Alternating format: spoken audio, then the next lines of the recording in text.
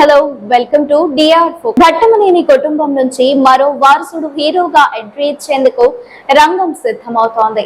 ఇంతకీ ఎవరంటారా?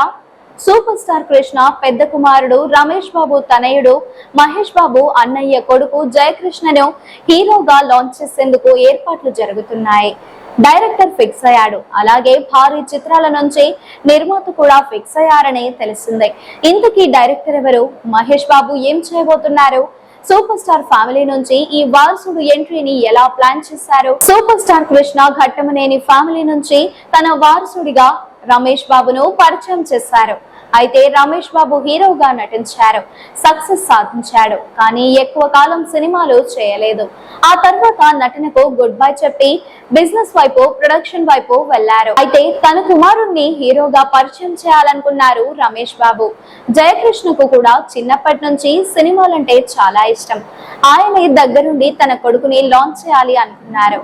కానీ అది చేయకుండా, కొడుకు సక్సెస్ చూడకుండా రమేష్ బాబు తిరిగి రాని లోకాలకు వెళ్లిపోయాడు. ఇప్పుడు ఆ బాధ్యతను సూపర్ స్టార్ మహేష్ బాబు తీసుకున్నారని తెలిసిందే. దీనికి సంబంధించిన ఏర్పాట్లు చేస్తున్నారట.